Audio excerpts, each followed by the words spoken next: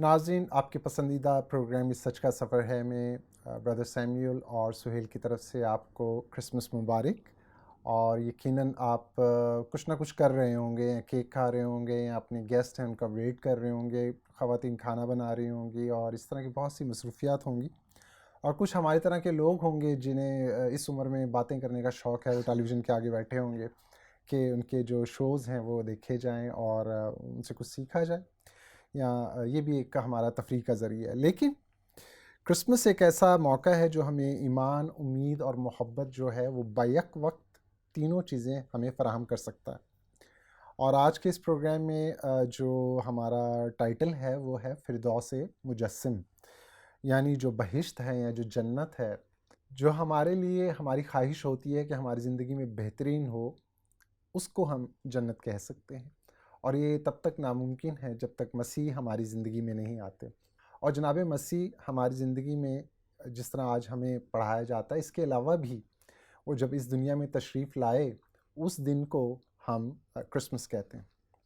حضرت متی اور حضرت لوکا کی اناجیل میں ہمیں دو مختلف نسب نامے فراہم کیے گئے. ان کا بنیادی مقصد یہ تھا کہ ظاہر کیا جائے خدا اپنے کلام میں، خدا اپنے وعدوں میں سچا ہے. نجات خدا کی طرف سے ہے اور یہ مافوق الفطرت ہے، اس لیے جناب مسیح کا دنیا میں آنا مافوق الفطرت ہے. کرسمس مافوق الفطرت ہے. ویلکم سر اینڈ کرسمس مبارک. جی، آپ کو بھی بہت بہت مبارک. میں تمام سننے والوں کو، دیکھنے والوں کو میری کرسمس کہوں گا، اور میری کرسمس، بڑا دن مبارک. اور آج یہ بہت خوشی کا دن ہے، جی اور حقیقی خوشی یہی ہے. جی اور جو دنیا کی جتنی خوشیاں جن کا تعلق دنیا سے ہے، دنیاوی چیزوں کو پانے سے ہے، وہ خوشیاں عارضی ہیں، ہاں جی، اور ان کا چام جو ہے وہ چند روزہ ہے. یس پر سر. یہ جو خوشی ہے، یہ کئی 20 صدیوں سے ہم دیکھ رہے ہیں کہ خداوند کی پیدائش ہوئی، اور ایک لمبے عرصے سے کرسمس کو منایا جا رہا ہے. لیکن یہ خوشی اسی آب و تاب سے ہم محسوس کرتے ہیں. اور آج آپ کا خوبصورت سیٹ اور آپ کی خوبصورت ڈریسنگ یہ بتا رہی ہے کہ کرسمس ہے. کرسمس ہے. اچھا اچھا، چلیے، خداوند ٹھیک ہے. کی شکرگزاری ہو. تھینک یو تو تھینک یو سو مچ. میں خوش ہوں آپ کے ساتھ یہاں ہوں. ٹھیک ہے. اور پروگرام کے اختتام پر ہم کیک سیلیبریشن بھی کریں گے، سو ابھی اپنی خوشی کو کم مت کیجیے گا. اس سے پہلے کچھ سوالات ہیں لوگوں کے جو آتے ہیں ہمیں، اور میں اس کو کلیکٹ کر کے رکھتا ہوں یوزلی، اور پھر جب جیسے سیزن ہوتا ہے اس کے حساب سے آپ لوگ جو ہمارے اسپیکرز ہوتے ہیں ان کے سامنے رکھے جاتے ہیں. تو پہلے سوال کا آغاز کرتے ہیں، اور اس کا بنیادی مقصد یہ ہے کہ جیسے کچھ لوگ اعتراض کر دیتے ہیں کہ یہ نئے عہد نامہ کی ایجاد ہے، جناب مسیح کا تجسم جو ہے جب ہم ان کی بات کر رہے ہوتے ہیں. تو کسی نے پھر ہمیں اسی طرح ڈسکشن ہو رہی تھی، تو انہوں نے کہا کہ ہم آپ کے توسط سے جانیں کہ اولڈ ٹیسٹمنٹ میں کہیں کوئی ایسی خواہش الہی ظاہر کی گئی ہے. میں انسانی اس میں کہہ رہا ہوں، ہم خدا پہ تو نہیں چسپاں کر سکتے باتیں، لیکن یہ کہ خدا کے ارادے کا اظہار ہوا ہو کہ وہ انسانوں میں بسنا چاہتا ہے. تھینک یو جی. سب سے پہلے اگر آپ بائبل مقدس کی تفصیلات پہ جائیں تو ہمیں اس کا جو ثبوت ہے وہ عدن سے مل جاتا ہے. اور عدن میں ہمیں نظر یہ آتا ہے کہ وہاں پر خدا کے چلنے کا ذکر آیا ہے. خدا کی اس نے آواز سنی جو ٹھنڈے وقت میں باغ میں چلتا تھا. تو وہاں جو چلنے کے لیے جو اصل زبان میں جو ٹرم ہے وہ بالکل وہی مفہوم ہے جیسے کوئی انسان چلتا ہے. تو اس کا مطلب یہ ہے کہ آدم چونکہ جسم میں اور ایک انسانی حیثیت سے عدن میں موجود تھا، تو خدا اس کو اسی طریقے سے اپنے آپ کو اس پر ریویل کر رہا تھا جو اس کی انڈرسٹینڈنگ کے مطابق ہو. اور ابھی اس کا جو انٹلیکٹ ہے، انٹلیکچول لیول ہے، وہ بھی خدا اس کو انکریز کر رہا تھا. وہ ایک اس کا جو ایج لیول تھا وہ بالکل وہ بیبی تو نہیں تھا، لیکن اس کا مینٹلی لیول جو تھا وہ ایک نیو بورن کی طرح ہی تھا. اور خدا اس کو ٹرینر کی طرح، ایک باپ کی طرح اس کو سکھا رہا تھا، ساری چیزیں ہو رہی تھی. اگر ہم پرانے عہد نامہ میں دیکھیں، خدا کے کئی ظہور نظر آتے ہیں، مینیفیسٹیشنز نظر آتی ہیں. اس کا مطلب ہے کہ خدا کے ہارٹ میں جو محبت ہے اور جو ڈیزائر ہے اس کے دل میں، تو خدا انسانوں کے ساتھ تعلق رکھنا پسند کرتا ہے، رفاقت اور چاہتا ہے، رفاقت رکھنا، اور خود انسانوں کے ساتھ میل جول میل رکھنا. جول چاہتا اور بائبل کہتی ہے کہ اس کی خوشنودی ہے. بنی آدم کی صحبت میں ہے، کیا فیلوشپ بات میں ہے. ہے، بہت تو خوبصورت. خدا جو ہے اس کی شروع سے ہی اور اس کی جو ریزن مجھے نظر آتی ہے، کیونکہ انسان جو ہے وہ اس کی تمام مخلوقات میں بڑا اسپیشل ہے. ہاں جی، ایسے. کوئی بھی مخلوق اس کی صورت و شبیہ پر نہیں ہے، پر انسان کو اس نے اپنی صورت دی، اپنی شبیہ دی. ایسے. ہاں جی. تو مینیفیسٹیشنز یعنی ظہور، یہ ہمیں پرانے عہد نامہ میں نظر آتے ہیں. بادل، دھویں کا ستون، وہ اس کا ایک ظہور ہے. اب ظہور کا پرپس کیا تھا؟ تاکہ انسان جو ہے نادیدہ خدا کو اس کی اصل حیت میں تو دیکھ نہیں سکتا، اور جب خدا ظاہری چیزوں کو استعمال کرتا ہے تو وہ نظر تو دھویں کا بادل آ رہا ہے، لیکن یہ ان کے لیے خدا کی حضوری اور خدا کی موجودگی کی علامت ہے. آگ کا ستون ہمیں نظر آتا ہے. پھر ہمیں تھیوفنیز نظر آتی ہیں. تو تھیوفنی بھی ظہور ہی ہے، لیکن جب خدا اپنے آپ کو انسانی اپیرنس میں ظاہر کرتا ہے تو وہ اس میں انسانی ذات کو اختیار نہیں کرتا، صرف انسانی اپیرنس میں وہ نظر آتا ہے، تو وہ تھیوفنی کہلاتی ہے. تو تھیوفنی کے ذریعے سے، مینیفیسٹیشن کے ذریعے سے خدا نے اپنا لنک جو ہے وہ انسانوں کے ساتھ جوڑا. تو ہمیں عدن کے بعد پھر ہمیں نظر آتا ہے کہ خدا نے خروج 25:8 اور 9 میں ایک خیمہ بنانے کا خدا نے کہا تاکہ میں تمہارے درمیان سکونت کر سکوں. تو یہ جو لفظ سکونت ہے یہ رہائش کے لیے استعمال ہوتا ہے، رہ سکوں، میں تمہارے درمیان ڈویلنگ کر سکوں. تو خدا کا ہمیں ارادہ، خدا کی مرضی شروع سے یہ نظر آتی ہے کہ انسان کے ساتھ وہ تعلق رکھنا چاہتا ہے. اور اس کی بنیادی وجوہات میں سے ایک یہ ہے کہ انسان خدا کی اپنی صورت اور اپنی شبیہ پر ہے. اور ایک اور بنیادی وجہ یہ ہے کہ خدا کی ذات میں جو محبت ہے، جو بھلائی ہے، یہ اس کا تقاضا ہے کہ وہ انسان کے ساتھ میل جول اور میل ملاپ رکھے. تو محبت جو ہے فیلوشپ کو پروڈیوس کرتی ہے. تو خدا محبت ہے، اور خدا کے ارادے میں شروع سے ہے کہ وہ انسان کے ساتھ میل ملاپ رکھے، رفاقت رکھے. اب جب گناہ کے بعد وہ رفاقت ٹوٹ گئی، وہ فیلوشپ ٹوٹ گئی، دوری اور جدائی پیدا ہوگی، پردہ بیچ میں آ گیا. تو جیسا کہ میں نے ذکر کیا کہ ہمیں پرانے عہد نامہ میں ظہور نظر آتے ہیں، اور ہمیں تھیوفنیز نظر آتی ہیں، خدا کی کئی اپیرنسز نظر آتی ہیں، خدا کا لنک انسان کے ساتھ نظر آتا ہے، لیکن وہ سب کچھ عارضی تھا. لیکن جب آج جیسا کہ ہم پروگرام کر رہے ہیں، اور ٹائٹل بڑا خوبصورت ہے، شاعرانہ سا اس کا ٹائٹل ہے فردوس مجسم. تو جب کلام مجسم ہوا تو کلام کے تجسم سے کلام کو خدا کہا گیا ہے. تو جب عین ذات خدا کا کلمہ جب مجسم ہو گیا تو یہ جو پرانے عہد نامہ میں اس کا ایک نام ہے، اس کا نام ایمینویل رکھیں گے. تو ایمینویل پرسنل آئیڈینٹی کے لیے تو یہ نام نہیں رکھا گیا، وہ تو جیزس ہی رکھا گیا، لیکن ایمینویل کا مفہوم جو ہے وہ کلام کے تجسم سے، کلام کے مجسم ہونے سے ہمیں پورا ہوتا ہوا نظر آتا ہے، خدا ہمارے ساتھ.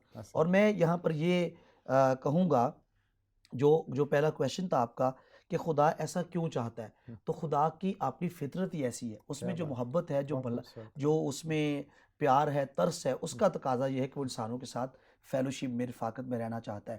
اور دیکھیں خدا نے اتنے بزرگ اور عظیم تر خدا نے ہم یہ کہتے ہیں کہ دیگر مذاہب میں لوگ خدا کے بارے میں بات کرتے ہیں، کرسچینٹی میں ہم خدا سے بات کرتے ہیں.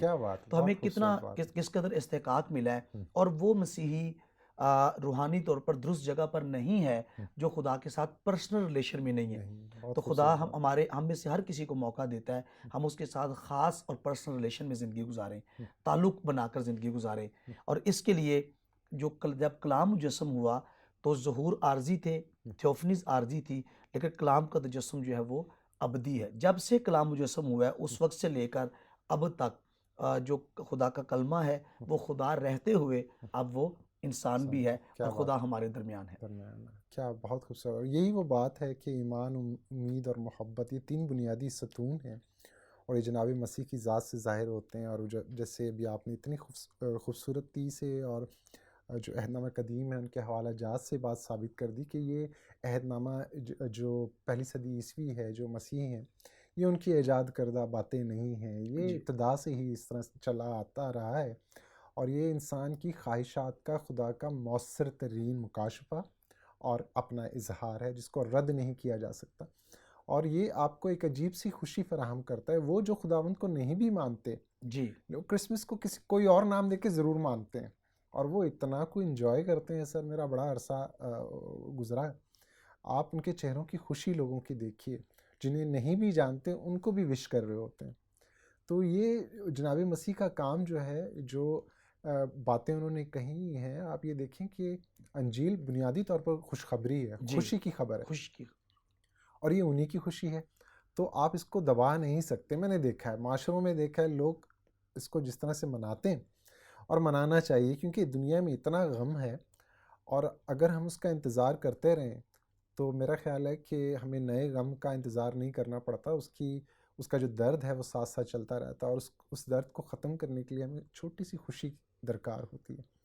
اور میرا خیال ہے کہ ابھی جس طرح دنیا کے مسائل چل رہے ہیں, تو ہمیں اس چیز کو یاد رکھنا چاہیے کہ جناب مسیح ہماری آخری امید ہے, اور یہ امید ایسی ہے کہ اگر اس کا چراغ آپ کے دلوں میں روشن ہو جائے تو پھر دنیا کے حالات جیسے بھی ہوں, آمین آپ جو ہیں وہ تسلی میں. تسلی میں رہیں گے.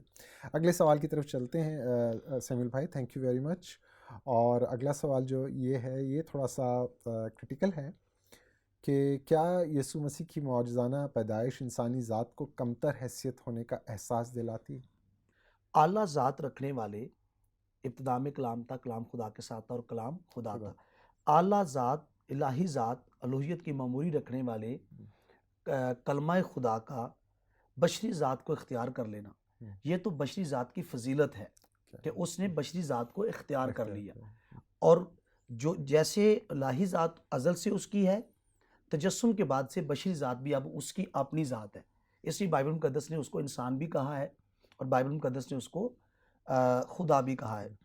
تو میں یہ سمجھتا ہوں کہ یسوع مسیح کا بشری ذات کو اختیار کرنا, یہ بشری ذات کی اس سے زیادہ بلندی اور سرفرازی کوئی ہو ہی نہیں سکتی.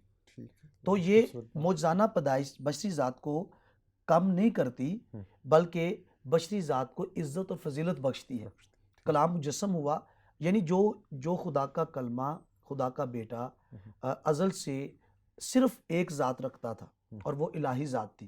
الہی ذات رکھنے والے تثلیث کے دوسرے اکنوم خدا کے بیٹے کا بشری ذات کو اختیار کر لینا, اور اب وہ بشر بھی کہلاتا ہے, بشر بھی ہے.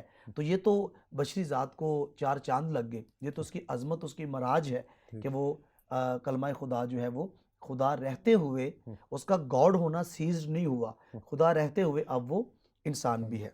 اور اگر کوئی بردر سہیل کو یہ سوچتا ہے کہ یہ بشری ذات یا انسانی ذات کو کمتر کرنے کے مترادف ہے, تو اس کو یہ کہا, اگر کوئی, آپ یہ سمجھے کہ اگر کوئی انسانی ذات سے چھوٹی ذات رکھنے والا شخص اس ذات کو, جو کہ ٹیکنیکلی پاسبل ہی نہیں ہے, کوئی کسی مخلوق کے لیے کسی اور ذات کو اختیار کرنا ممکن ہی نہیں ہے. یہ تو خالق کا وصف ہے کہ وہ اپنی فطرت سے مطابقت رکھنے والی کسی ذات کو اختیار کر سکتا ہے, جو کہ صرف انسانی ہو سکتی ہے.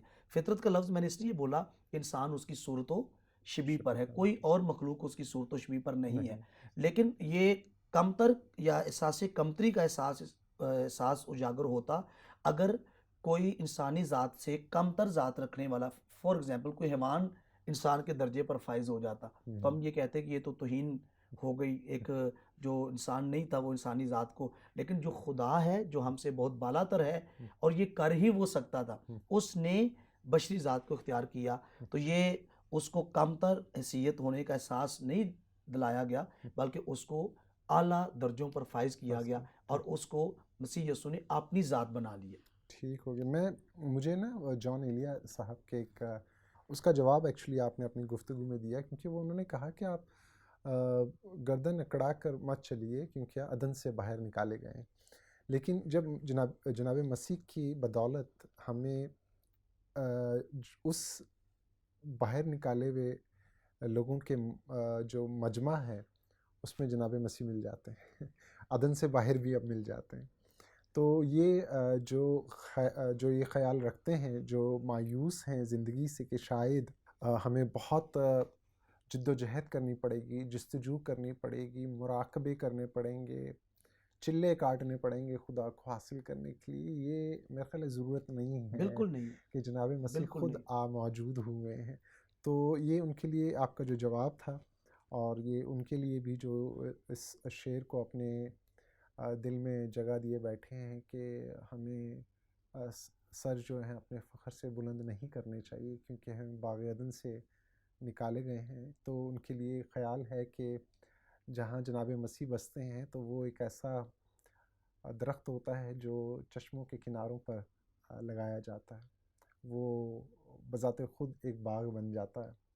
تو ہمیں اپنا سر فخر سے بلند ہی رکھنا چاہیے، اور کرسمس جو ہے ہمیں مناتے رہنا چاہیے۔ Thank you. Can I add something? ہاں جی جی پلیز۔ جی دیکھیے، جیسے آپ نے بات کی نا کہ عدن کی، آج بھی ہمارے کئی مسیحی بہن بھائی بھی اور جو غیر قوام جو ہیں ان میں بھی یہ بات جو پائی جاتی ہے، تو عدن کو آج بھی ہم بہت یاد کرتے ہیں، مس کرتے ہیں، یاد کرتے ہیں۔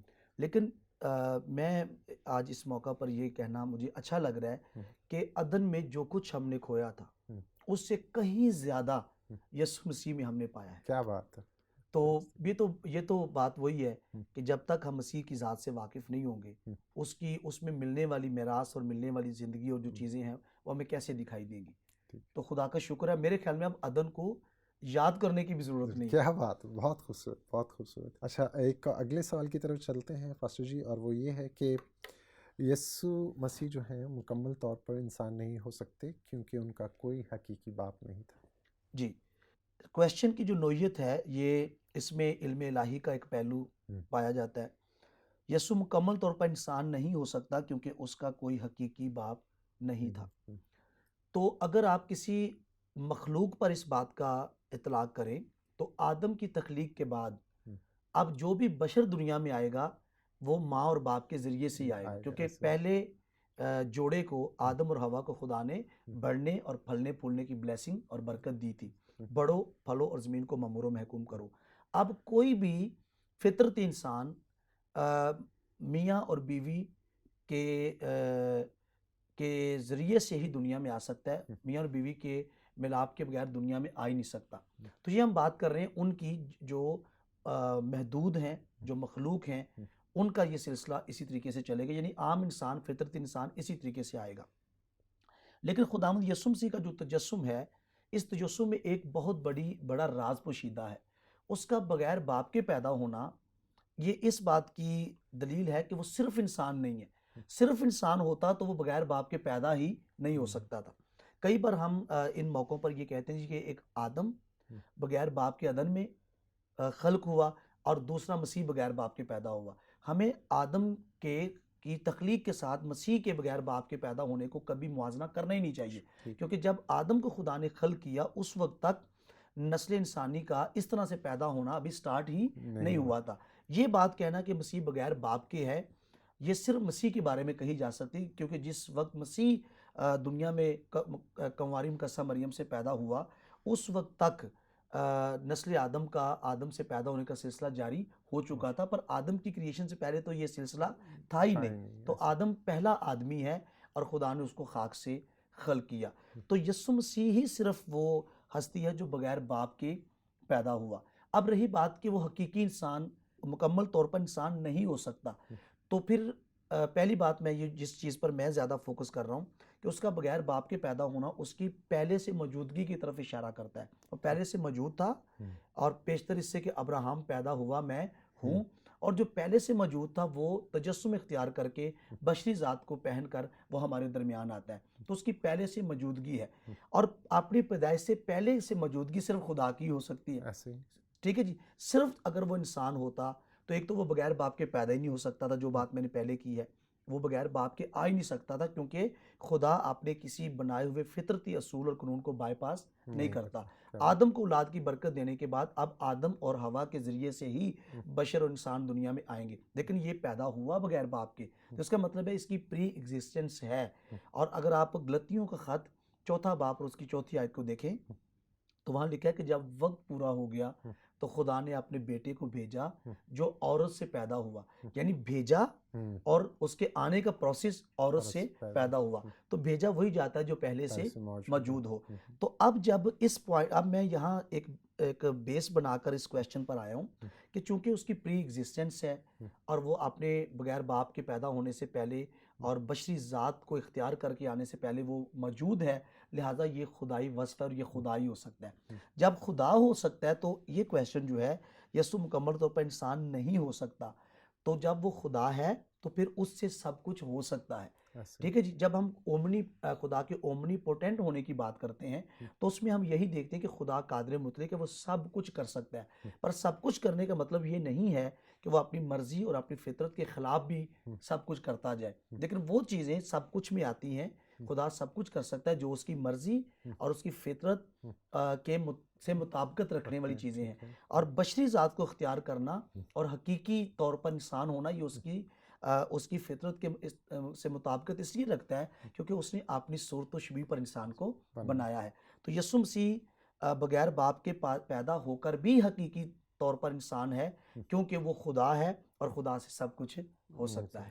اور میں یہ دیکھ رہا تھا کہ انسانی جو والدین ہیں ایک وقت پر جو انسانی بچے ہیں وہ جدائی آ جاتی ہے نا، ایک خلا پیدا ہو جاتا ہے جسے کوئی پر نہیں کر سکتا، جو قبر کا خلا ہے اسے کوئی پر نہیں کر سکتا، لیکن جو آسمانی باپ ہے وہی حقیقی باپ ہے جو ہمیں ماں کے پیٹ سے سنبھالتا ہے، جی بالکل، اور وہ آخر تک ہمیں محفوظ رکھنا چاہتا ہے، اور یہ جناب مسیح کی زندگی میں یہ ظاہر ہوا ہے، بارہا ظاہر ہوا ہے، اور جب بھی انہوں نے اپنی آنکھیں اٹھائی ہیں تو انہوں نے نیچے کی طرف نہیں بلکہ اوپر کی طرف نگاہ کر کے اٹھائی، تو انہوں نے اپنی زندگی سے ثابت کر دیا کہ ان کا حقیقی باپ ہے، اور پھر شاگردوں نے سنا بھی، باپ کی آواز بھی سنی، تو آپ یہ نہیں کہہ سکتے کہ وہ باپ کے بغیر نہیں، حقیقی باپ کے بغیر تھے۔ تو یہ کہ انجیل مقدس کو پڑھنا جو ہے وہ بہت ضروری ہے تاکہ ہم جناب مسیح کی ذات کو پہچان سکیں۔ پاسٹر جی 2 مزید سوال ہیں اور چاہیں گے کہ ہمارے پاس 5 منٹ ہے، اس میں آپ ایک سم اپ کر دیں تاکہ ہم کیک کی سرمنی کی طرف آ جائیں۔ ایک کنواری کو حاملہ ہونے کا پیغام کس طرح سے الہام ہو سکتا ہے؟ یہ تو ان کے لیے پریشانی کا باعث تھا۔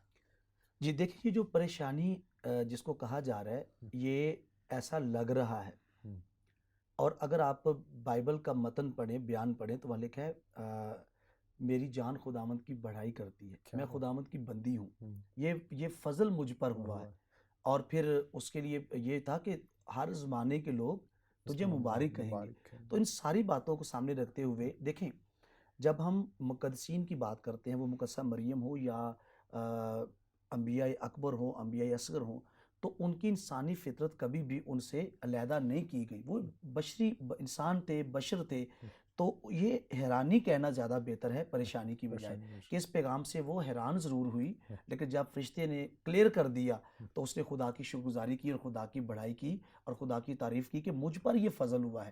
کئی بار ہم مسیح کی پیدائش پر جو ہمارے کیتھولک بہن بھائی ہیں وہ سمجھتے ہیں کہ یہ اگر کنواری مقدسہ مریم نہ ہوتی تو شاید خدا کا بیٹا دنیا میں آ ہی نہ پاتا، حالانکہ بائبل کا ٹیکسٹ یہ ہے کہ وہ خدا کی شکر گزاری کرتی ہے کہ مجھے اس کام کے لیے چنا گیا، مجھے منتخب کیا گیا، میرے ذریعے سے یہ کام انجام پا رہا ہے۔ تو ہمیں اس ساری چیزوں کی عزت اور جلال خدا کو دینا ہے، اس نے یہ کام کیا، اور جس کو مسیح کے تجسم کے واقعات میں چنا گیا، ان سے کام لیا گیا، ان کی عظمت بہت بلند ہو گئی۔ یوحنا استباغی کی بات دیکھیں، اور اس کو کہا گیا جتنی عورتوں سے پیدا ہوئے سب سے بڑا ہے، کیونکہ مسیح کا وہ پیش رو تھا ان ساری باتوں کی وجہ سے۔ تو یہاں پر یہ الہی پیغام ہے، یہ الہام ہی ہے، لیکن یہ پریشانی کا باعث نہیں ہوا۔ فطرتی طور پر حیرانی بنتی تھی کہ وہ مرد سے واقف نہیں ہے اور اس کو بچے کی نوید دی جا رہی ہے، لیکن بعد میں یہ ساری چیزیں اس کے لیے صرف خوشی نہیں بلکہ ابدی خوشی کا باعث ہوئی۔ بہت خوبصورت بات، اور میں پھر ایسے لوگ جو اس طرح کے سوال سوچتے ہیں ان کو ایک بات پوچھنا چاہتا ہوں، بھئی میری والدہ کو تو کسی فرشتے نے سلام نہیں کیا، اگر آپ کی والدہ کو کیا تو بتا دیں، یہ ان کی فضیلت ہے۔ ٹھیک ہے، تو پریشان نہیں ہوئی، تو یہ تھوڑا سا ایک ہے کہ اس طرح بھی سوچنا چاہیے۔ اگلا سوال، حضرت یوسف بھی تو صاحب کتاب تھے، پھر وہ اس بات پر کیوں پریشان ہو گئے؟ کیا انہیں مسیحا کا انتظار نہیں تھا؟ جی دیکھیں، اگین جو پہلے اس کا کنیکشن بھی پچھلے آنسر کے ساتھ کافی ہے کہ ہم انسانی فطرت کو جو بائبل کے کریکٹرز ہیں، جو بائبل کے کردار ہیں، ان میں سے بھول جاتے ہیں کہ خدا سے پیغام پانے کے باوجود، خدا کے فرشتے کی بات سننے کے باوجود، نبی ہونے کے باوجود وہ 7 بشر بھی تھے۔ تو حضرت یوسف کی جہاں تک بات ہے تو دیکھیں معاملہ کیا تھا۔ مقدسہ مریم کی اس کے ساتھ منگنی ہو چکی تھی ہم، اور رخصتی باقی تھی، ہم، اور یہودیوں میں منگنی جو ہے وہ شادی کے برابر ہی ہاں جی، سمجھی ایسے جاتی تھی، ایسے ہی بالکل لیکن بائبل کلیئرلی کہتی ہے کہ ان کے اکٹھے ہونے سے پہلے. پہلے. ہاں تو مجھے یہ لگتا ہے کہ کیونکہ بزرگ یوسف یہ جانتے تھے کہ مقدسہ مریم منگیتر ہے، یا بلکہ فرشتے نے تو بیوی کہا ہے، ہاں اپنی ہاں بیوی مریم کو اپنے ہاں لے آنے سے ناڈر. نہ ڈر. چونکہ اب وہ بیوی ہے، منگیتر ہے، اور سب کچھ بات پکی ہو چکی ہے، اور جو بھی ان کی روایات تھی اس کے مطابق معاملہ طے پا چکے ہیں، لیکن دونوں اکٹھے نہیں ہوئے، دونوں کے درمیان کوئی ازدواجی ریلیشن قائم نہیں نہیں ہوا، ہوا. اور اس لیے تو ہم ورجن برتھ کہتے ہیں. تو ابھی تک وہ رخصتی نہیں ہوئی، وہ اکٹھے نہیں ہوئے. تو اس دوران مقدسہ مریم کا امید سے ہونا، حاملہ پایا جانا، اس کا یہ اس کے لیے اس لیے حیرانی کا باعث ہو رہا ہے کہ وہ مقدسہ مریم کے بارے میں، جیسے کہ یہودیوں میں لڑکیوں کو کنوارا رکھنے کا رواج تھا کہ خدا کا فضل میری اس بیٹی پر ہو جائے، میرے گھر کی اس بچی پر ہو جائے، لوگ ایسا کرتے تھے. کرتے ہیں. لیکن چونکہ مقدسہ مریم کی اور یوسف کی منگنی ہو چکی تھی، تو یوسف مینٹلی طور پر، ذہنی طور پر تیار ہی نہیں تھا کہ مقدسہ مریم وہ لڑکی خاتون ہو سکتی ہے، ہے. کیونکہ اس کا تو اس کے ساتھ سارے معاملہ طے پا چکے تھے. لیکن معاملہ طے پانے کا مطلب ہرگز یہ نہیں ہے کہ یسوع مسیح کی پیدائش جو ہے وہ کنواری سے نہیں ہوئی، وہ کنواری سے ہی ہوئی ہے، کیونکہ بائبل کا بیان یہ ہے کہ ان کے اکٹھے ہونے سے پہلے. تو صرف یہ جو کویسچن ہے کہ وہ اہل کتاب تھے، ان کے پاس بھی کنواری کی پیدائش کا جو مفہوم ہے یا سمجھ وہ ان کے پاس بھی تھی، تو ان کو حیران نہیں ہونا چاہیے تھا. تو حیرانی کی وجہ یہ ہے کہ مقدسہ مریم اب اس گروہ میں، یوسف کی نظر میں اب اس گروہ میں نہیں ہے، کیونکہ یوسف کے ساتھ اس کی منگنی ہو چکی ہے، اور وہ سمجھتا ہے کہ اب وہ میری بیوی ہے، رخصتی ہونے جا رہی ہے. تو وہ یہ سوچ کر اس کی حیرانی، اور چلے پریشانی کہہ لیں یا حیرانی کہہ لیں، وہ ہمیں نظر آتی ہے. ٹھیک ہے. Thank you very much pastor ji. اور کیونکہ وقت کم ہوتا ہے اور یہ ایونٹ بہت خاص ہوتا ہے، میں مزید کچھ کہنا چاہ رہا تھا لیکن وقت کی کمی کے باعث نہیں کہہ سکتے. لیکن ناظرین ابھی جائیے گا نہیں.